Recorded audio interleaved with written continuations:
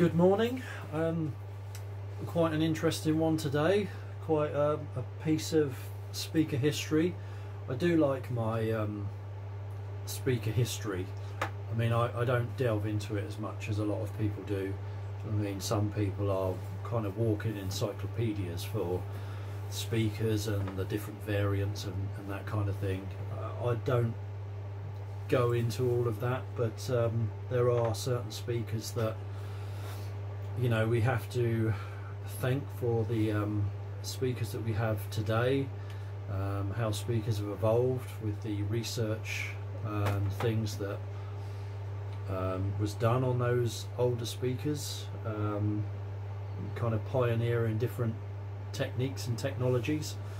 And the BBC, we have to thank for a lot of that. And yeah, they really did put a lot of research and development into loudspeakers, because obviously you need something very accurate to mix and listen to recordings back on, which is where speakers like this came from. So this is a BBC LS3 which I'm pretty sure is one of the first speakers the BBC developed. I think it was Del Shorter and Raymond Cook who jointly developed this. Raymond Cook went on to found KEF, and it was one of the BBC's first outside broadcast speakers, I believe. So very rugged built, so it could be lugged around on and off the lorries and things like that, and very robust, so it could be thrown around. I think there was one other speaker before this, is it the LSU 10, and then this was kind of, I think, the first serious rugged outside broadcast monitor. Very unique design. First thing my missus said when she saw this was, "Why have you got a heater here to repair?" And it does have that look about it. So it's kind of a hammerite finish, and it does look metallic, but it's not. It's plyboard, probably Baltic ply, I would have thought. Nice rugged handles on it. There is a metal cover that clips over this, and then when you're using the speaker you can clip the cover on the back out the way. But interesting design. Obviously we're going to have a look inside it. I've also taken some measurements.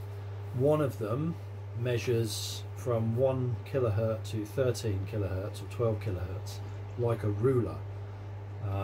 Really good. This one has a few issues to it, so this is the one we're going to take apart, and it'll be very interesting to see, because this speaker was developed in the late 50s, so it'll be interesting to see after all that time just how things are holding up.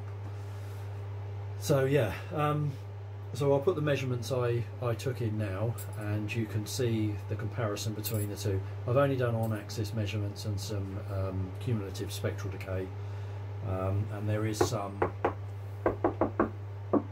box noise that shows up in the CSD, so you can have a look at that. Obviously when we're done with them I'll do a full measurement suite, but at the moment I'll put those in now.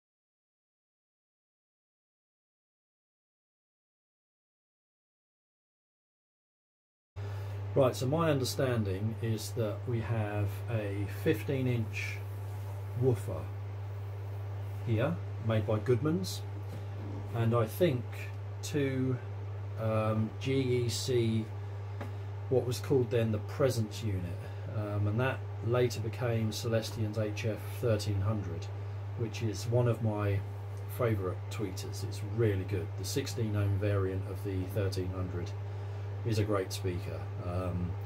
It can dig down fairly low, which is a good thing, allows a low crossover point, and it's just super smooth.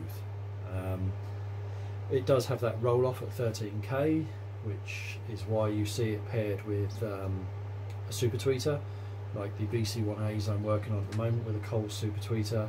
Whilst it would be lovely to have a tweeter that played all the way up to 20 kilohertz, sometimes you're better off with drivers doing small sections of the frequency range but doing it really well. Obviously then you get into having a very well designed, well executed crossover, but if you get that right, yeah, perfect.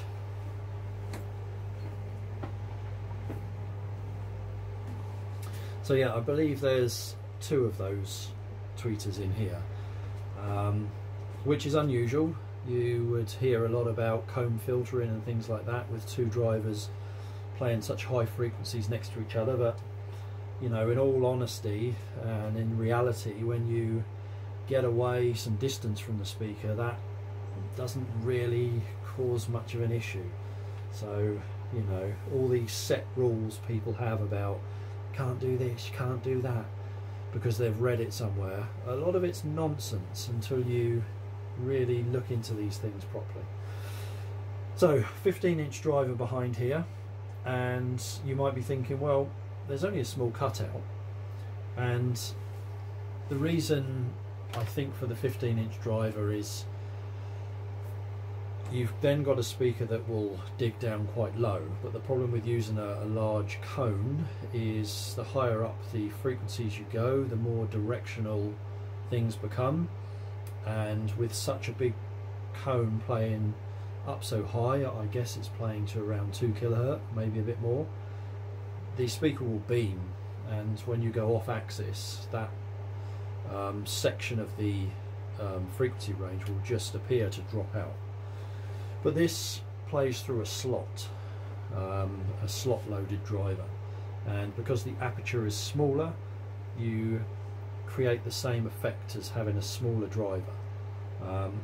It comes with drawbacks. If you drive the speaker hard, you will get compression build up behind the baffle, between the baffle and the cone, but otherwise there's a lot of benefits to it, and some of the earlier BBC designs had slot loaded drivers, and for good reason. And I think Graham Audio, who produced BBC licensed speakers, still use that in one of their designs. I'm not sure which model, and I'm not going to guess at it, but yeah, it's got its benefits, but like I say, at higher volumes and higher pressures, there's probably issues with that. But there we go. So we will have a look inside this. I'll give you some dimensions because it's quite a big piece of kit. So we are 76 centimeters tall, or 76.5, so just over 30 inches. 45.5 centimeters wide, or 18 inches, and 30 centimeters deep, so a foot. They're not amazingly heavy. They're, like I say, in a kind of hammerite finish. I've been asked to repaint them, which should be interesting, and yeah, just sort of spruce them up. But really, to obviously get them sounding correct. This one to me seems to be doing what it should do. The other one seems to be doing what it should do. This one is a bit wavy. So we will have a look.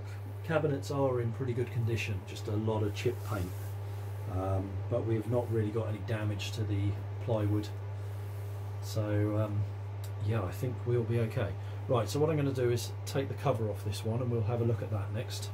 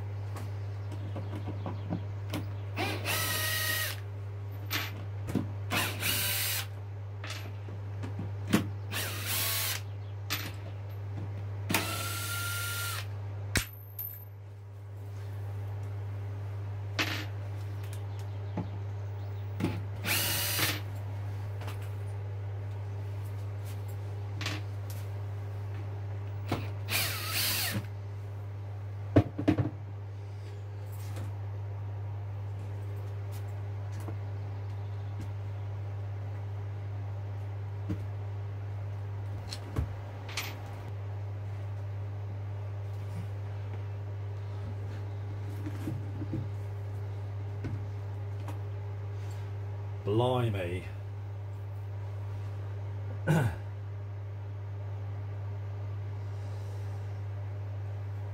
Wow.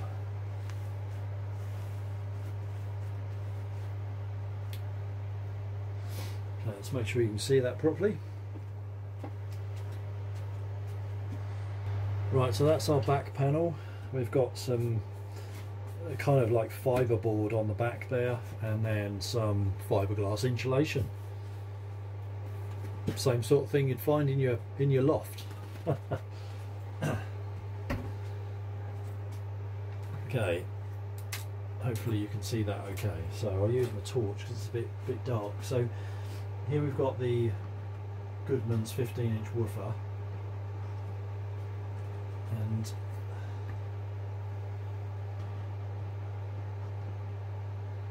yeah, it's okay. So we're quite rusty at the back. I think these were stored in a shed, so some moisture has probably got inside these, but we don't look too bad. So we have like a fiberboard again lining the inside, probably to deaden the panels off a little bit. Again, more fiberglass, and then a roll of something that looks like a pillow. It wouldn't surprise me if it is fiberglass in a cotton covering, something like that. I don't know. So here we have our crossover down the bottom, which hopefully you can see okay, and yeah, some very old components. So I'll take you in for a closer look, but I think I'll take that front off next. Right, so it looks like we're going to take the woofer out, because I think the nuts for the front bezel are just going to drop out. There's no way of kind of getting to them. Plus I want to give the woofer a good looking over anyway.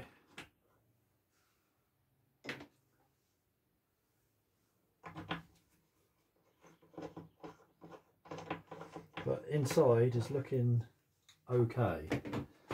There is a fair bit of corrosion, but I think we're okay. And just looking at the crossover, that's going to be quite interesting to look at.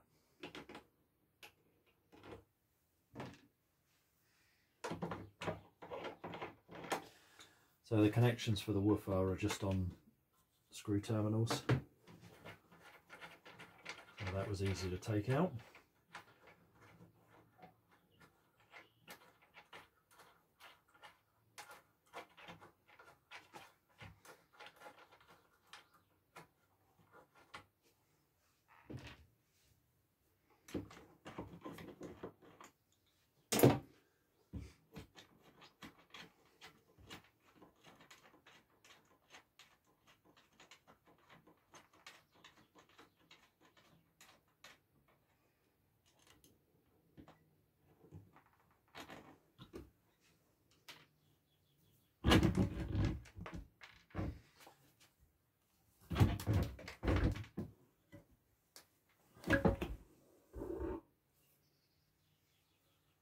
There we go. Lovely jubbly, and I was right about the nuts on the back. So we'll take a look at that woofer shortly.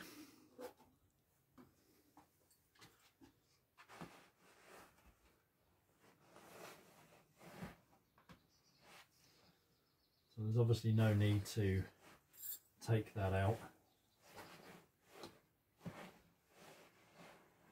Just rescue the nuts.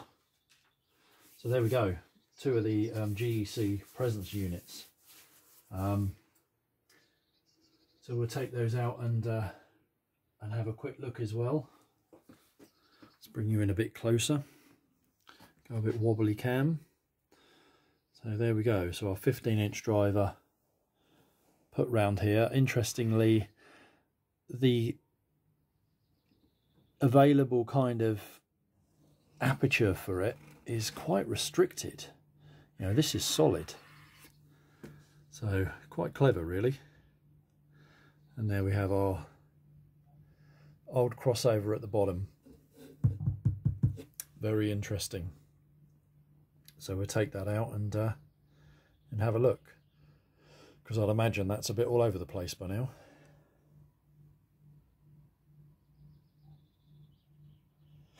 So there we go. That's our woofer. So we'll take a quick look at that. Right.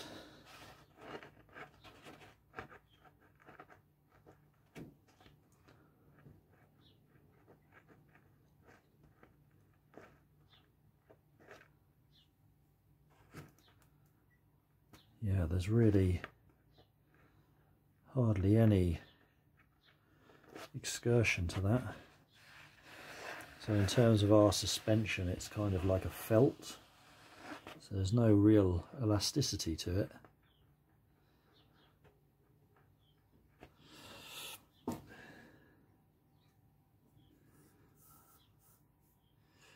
Yeah, it all looks pretty good. We've got quite a bit of corrosion on the back of the magnet.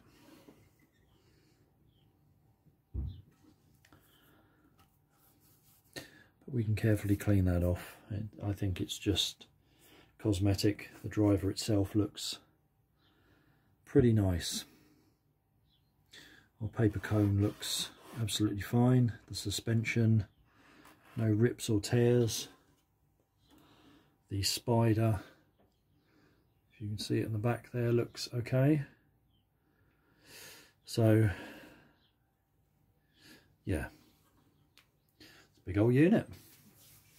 Right, so I think what I'll do now is put the nuts and bolts back in that I took out that I didn't need to, and I'll take the crossover out and we'll have a good look at that. But yeah, very interesting.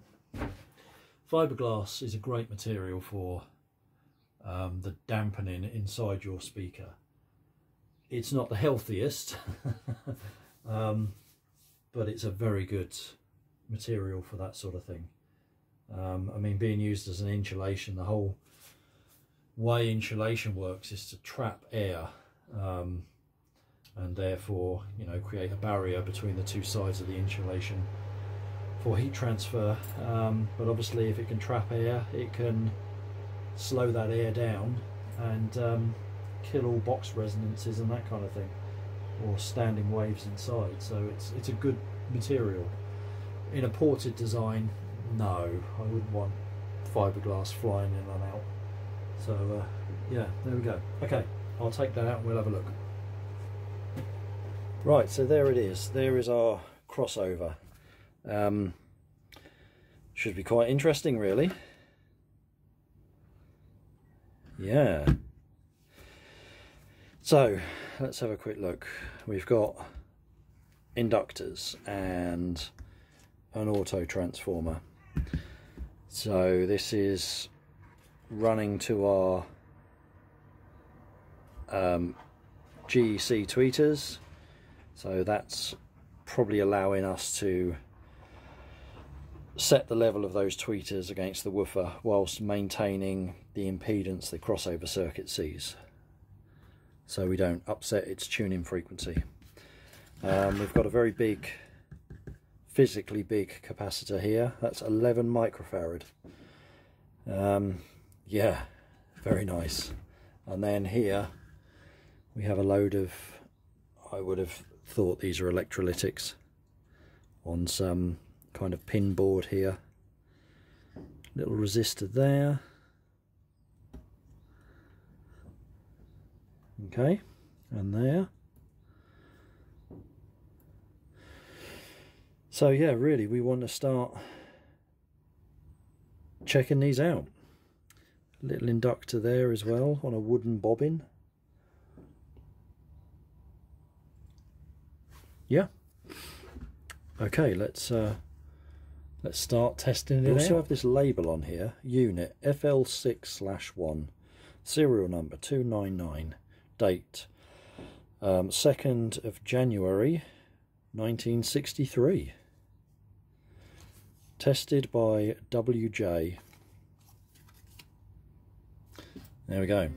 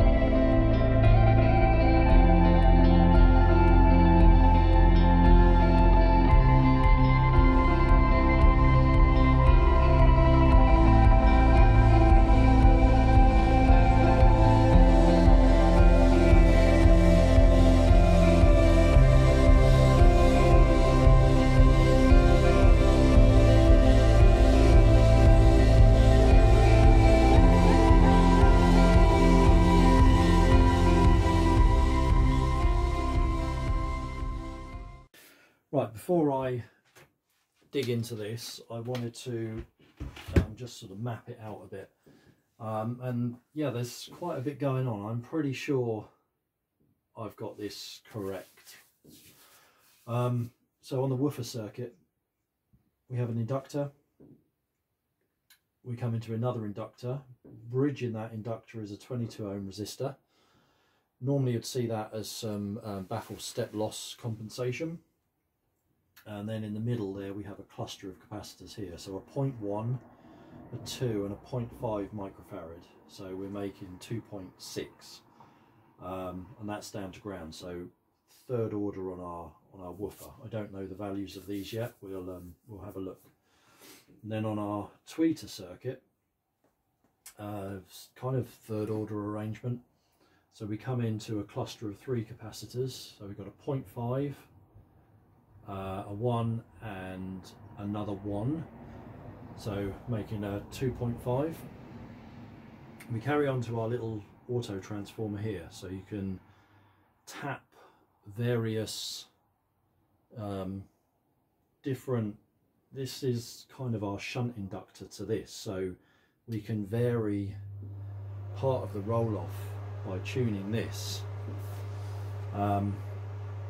And then we come into another capacitor, so this is sort of a third order arrangement here.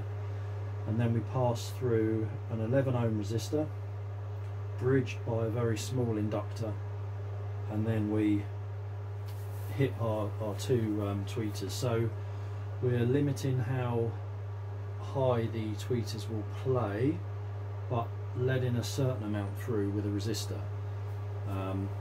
So if the tweeter had a peak, we're kind of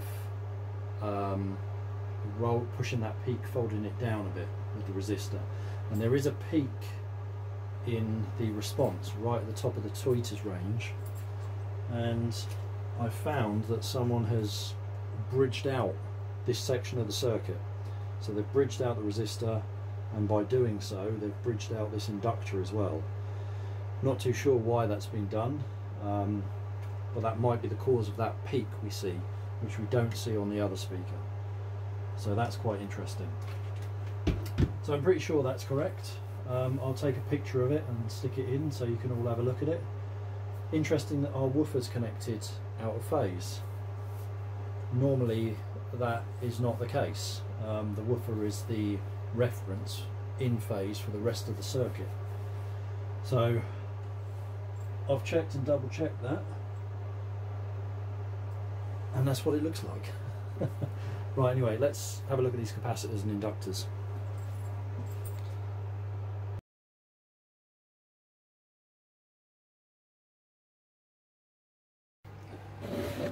So I'm probably going to do this with the capacitors in clusters of them. just might be easier. First thing, we'll check this. This should be an 11.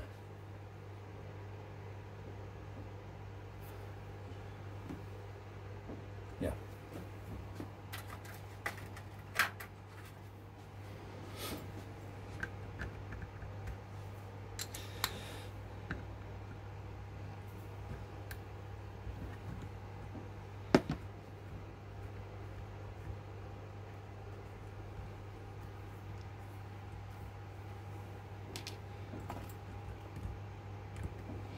This will be interesting.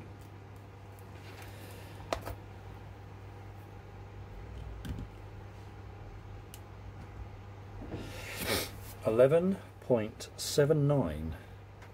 So you'd have to say that's not holding up too badly. It should be plus minus 5%. So 5% of 11 would be what, 5.5, 0.55.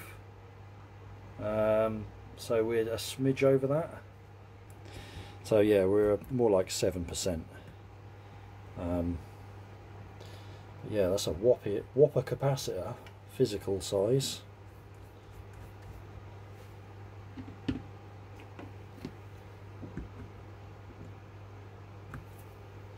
Two nuts, one to lock it on top.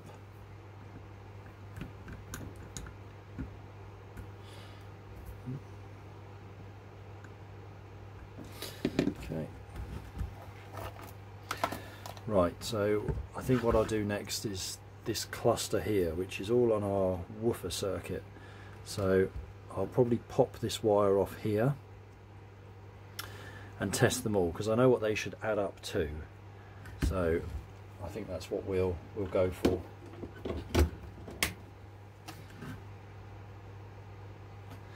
I don't know, actually it might be easier to pop them off individually.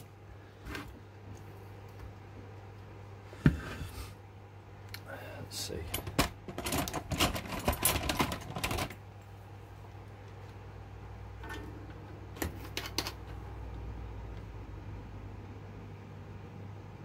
Just think, this solder hasn't been heated up for about 60 years.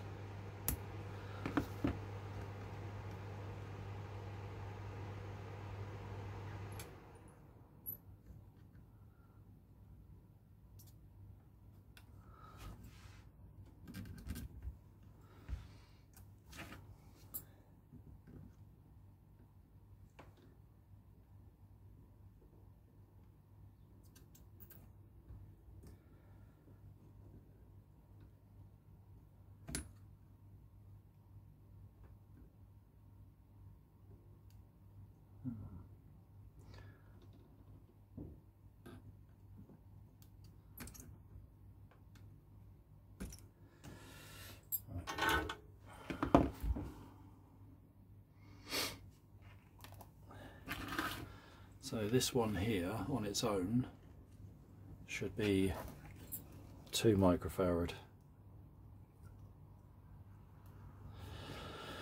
2.5, so that's 25% out. And then the other set should add up to 0.6.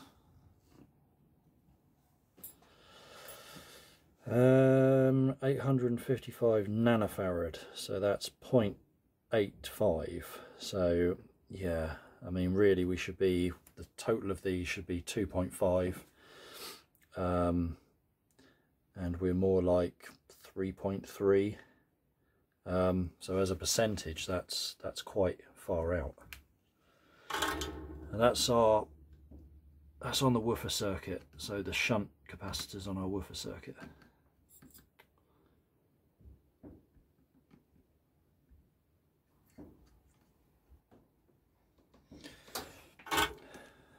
Okay. Right, let's have a look at the next cluster we've got here.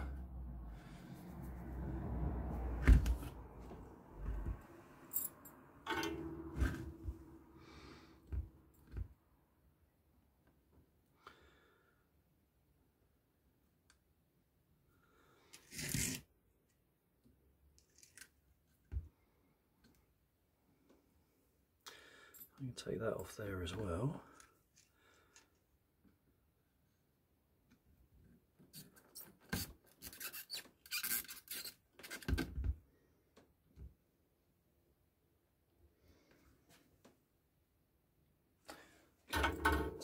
Let's try that.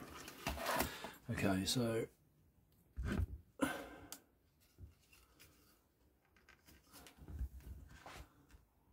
the one at the back should be 0.5 microfarad. 0.71 we'll call that. So again, it's quite far out. This one here should be 1. 1.4, so 40% in that. And then this last one should be 1 as well. Yeah, I need to disconnect the top as well. That's broken off.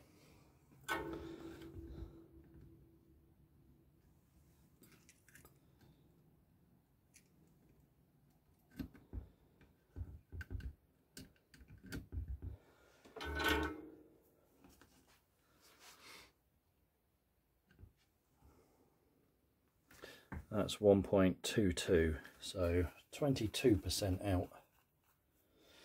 So yeah, the sum of all of those, you know, they all add up, and that's quite far out.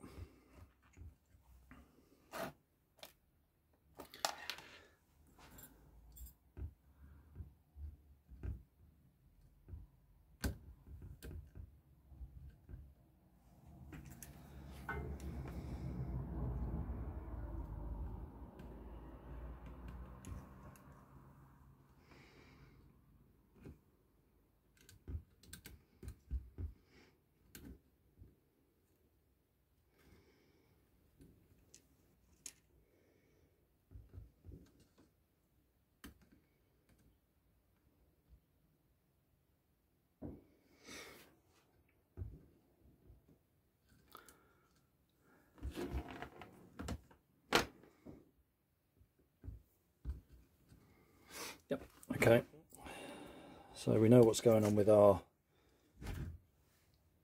capacitors. So I want to see why they've bridged out this resistor. So let's take this linking wire out.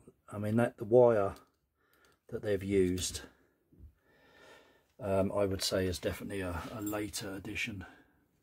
Let's take the inductor leg out as well, if we can.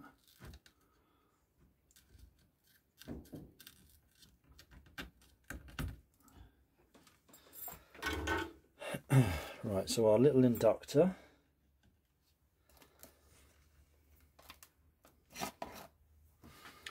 is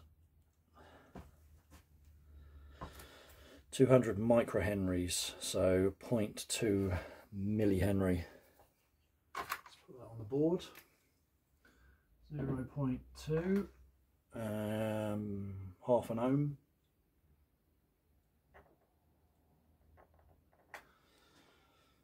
Okay, and then let's look at our resistor. Should be 11 ohms.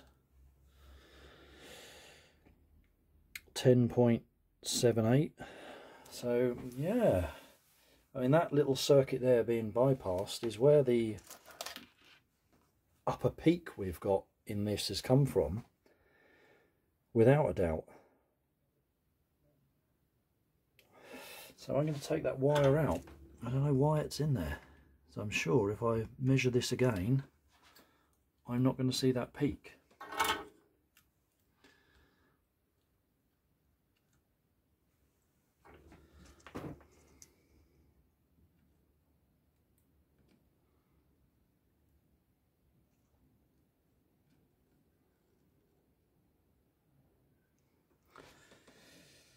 Okay.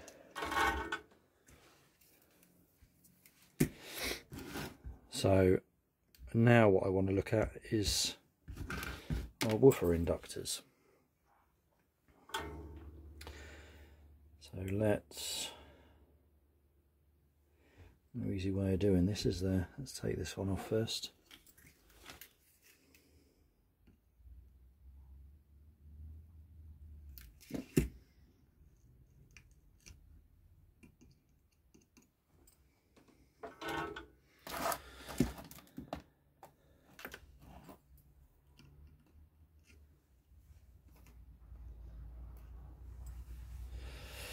Ooh, she's big.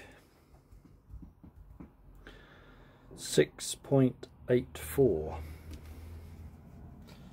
And that's the second one, which is bridged with a resistor. 6.84. 1.7 ohms DC. Yeah, that's big. So I don't know how high up we're playing this woofer. From that, I would suggest not very.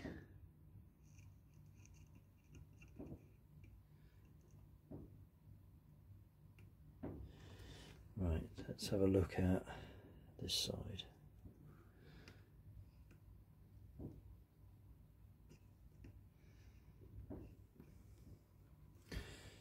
That's only going to that wire, so I'm going to be better off taking this off again.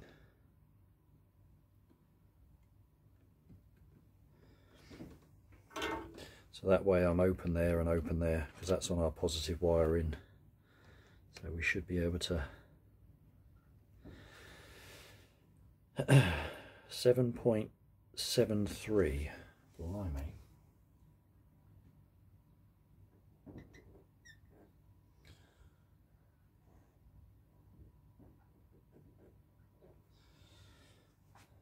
I wonder what the impedance is of our woofer.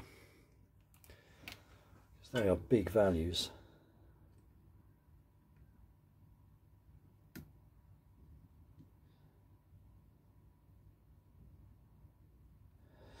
I mean, I think these were quite renowned for being quite a bright speaker, so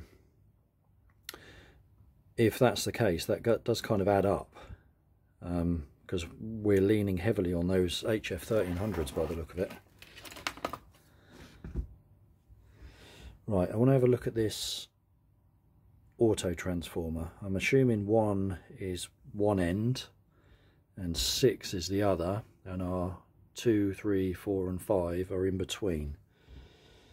So let's take off 4, which would be our tap off, or our tap that we're going to use. Maybe let's take off 5. Okay, let's see.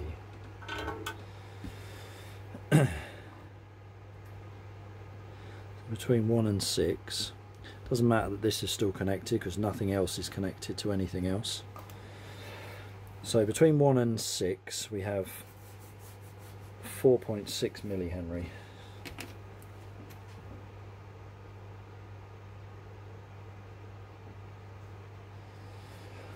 So I'd expect that to reduce if I go to 5. 1.7.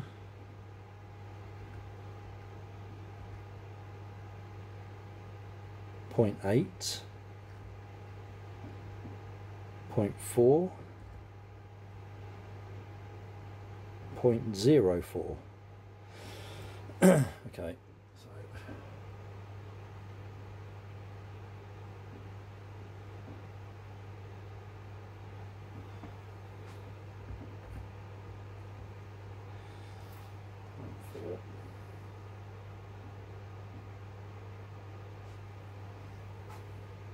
Resistance should be climbing as well. Yeah, not really, a little bit. 0.8.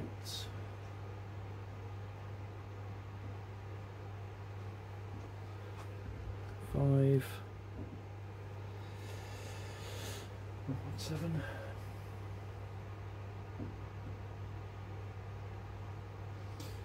And 6.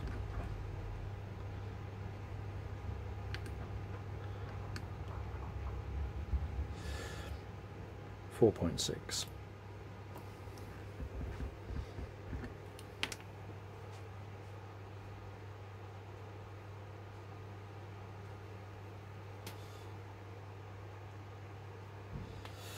Yeah, so we're really using this between 4, 5 and 6. So really we're concerned with 4 and 6 together.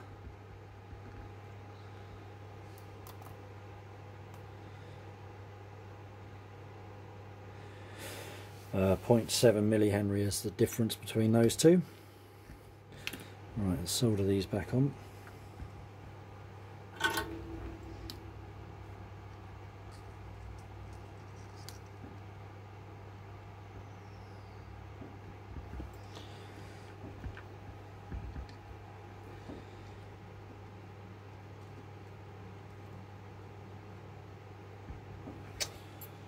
Right, if you've stuck with that, I'm impressed.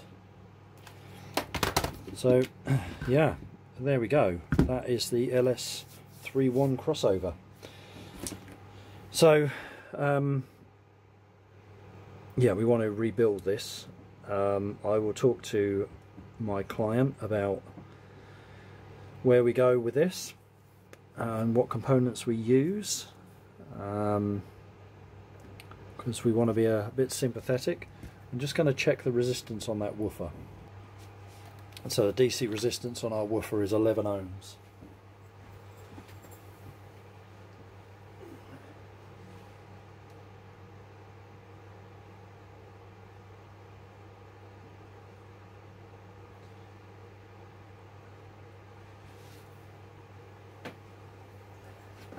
Each of our tweeters is about the same as well, so they're probably the 16 ohm version. But there we go. Right, hopefully that was interesting. I know it was very, very long, but that's a very, very interesting speaker as far as I'm concerned. You don't see them every day. There can only be, well, I don't know, there can only be a handful of them around. I don't know. Anyway, there'll be another part to this, maybe a few more, so catch you soon.